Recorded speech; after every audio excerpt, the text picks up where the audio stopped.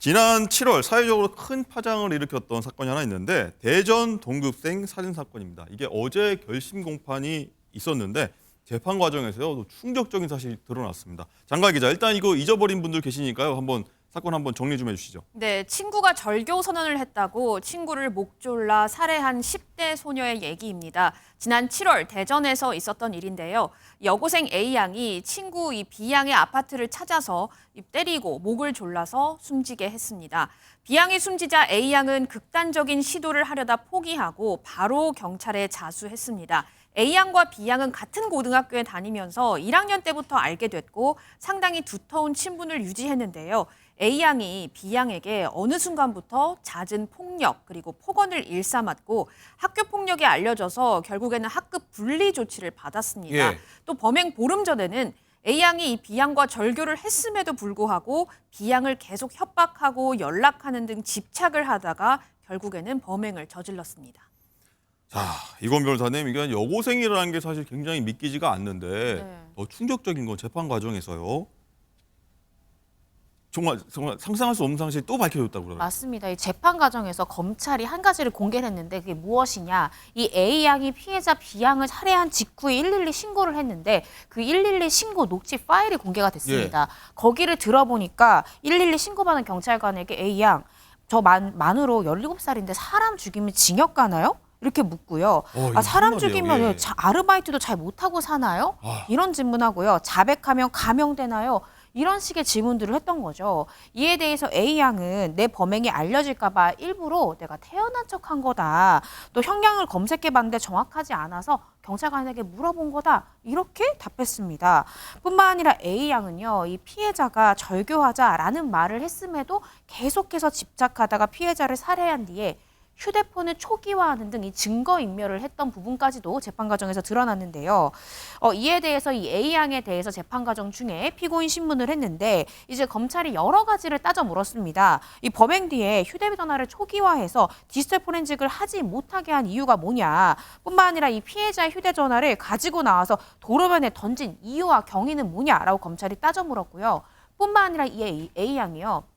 정말 소름 끼치는 부분이 범행 전날 학교에서 친구들한테 내가 살인자 돼도 내 친구 돼줄 거야? 이렇게 말을 했다. 이렇게 말한 사실 있냐? 또 이 경찰에 자백 취지로 전화하기 전에 살인 형량 등을 너가 스스로 검색해본 사실이 있느냐라고 따져 물었고요. 이에 대해서 A양은 내가 경찰에 자수하고 나서 스스로 목숨을 끊으려고 휴대전화를 초기화한 것이 증거인멸하려는 거 아니었다. 또 이 살인 형량 등을 검색해봤는데 정확하지 않아서 경찰에게 물어본 거고 친구들에게 범행 전날 그런 말 물어봤는지는 기억이 안 납니다. 이렇게 답변했습니다. 이 교수님, 제가 지금 질문하기 전에 생각하니까 말문이 턱 막혔었거든요. 네. 전혀 이 여고생이라는 게 믿겨지지가 않는데 반성한 태도도 거의 없는 것 같아요. 네, 어쨌든 이 범죄의 성격 큰 틀에서 보게 되면 그 학교 폭력의 그 연장선상에서 이렇게 끔찍한 일이 생겼다, 뭐 이런 평가를 할 수밖에 없을 것 같고요. 더군다나 특이한 점은 지금 잠깐 뭐 설명을 하신 바와 같이 너무 그 잔인한 거죠. 일반적으로 여성이 그 같은 또래, 같은 신체 크기의 여성을 살해하는데 한계가 있어서 일반적인 방법은 뭐 약물을 뭐 사용한다든가 제3자 남자의 도움을 받아서 제압을 한 다음에 범행 살인이라고 하는 범죄를 합니다. 근데 이번 사례 같은 경우는 같은 신체 크기의 그것도 같은 친구를 그야말로 그 목을 이렇게 누르는 이런 끔찍한 행위를 했다라고 하는 점에서 여성 범죄의 아주 그 독특한 모습이다, 이런 점 하나 지적하고 싶고요. 네. 그다음에 지금 이제 말씀하신 이제 것과 관련돼서 어떻게 본다면 우리 이 변호사가 잘 설명을 했습니다만 상당히 그 포인트를 미리 잘 짚고 있을 만큼 범죄 진영이 상당히 높은 것은 아닌가, 저는 그런 평가를 합니다.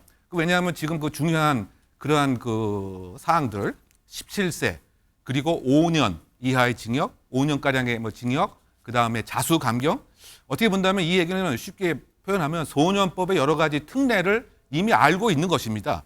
그래서 그걸 또 다시 그 활용을 하려고 하고 확인을 하려고 하는 이런 그 시도까지 그 했기 때문에 그야말로 반성하는 태도는 그 고사하고 자신이 지금 형량을 적게 받을 수 있다라고 하는 나름대로의 자신감 아닌 자신감도 지금 갖고 있는 뭐 이런 상태이죠. 그러다 보니까 이 지금 촉법 소년법에 대한 그 개정의 그런 요구가 그 만들어진 시점이 60년 전입니다. 그렇죠. 너무 오래된 법이에요. 네, 지금 이번 그 17세 이 소녀의 얘기에서 드러난 것처럼 범죄 진영이 상당히 높아진 겁니다. 그래서 지금 그 청소년 범죄를 지금 그야말로 유야무야 악행에 대한 분명한 해악이 있다라고 하는 메시지를 보내지 않았기 때문에 네. 이런 끔찍한 생각과 태도가 생긴 것은 아닌가 뭐 이런 좀 지적을 하고 싶은 대목입니다. 네, 이건 변호사님 일단은 딸 잃은 유가족 얼마나 하늘이 무너지겠습니까? 울고 있을 것 같은데 일단은 강력 범죄인 만큼요 나이가 좀 어리다는 이유로 면죄부를 줘서는 좀 곤란할 것 같아요. 네, 맞습니다. 이런 부분들이 사실 유가족도 결심 공판에 와서 뭐 피해자의 언니도 부친도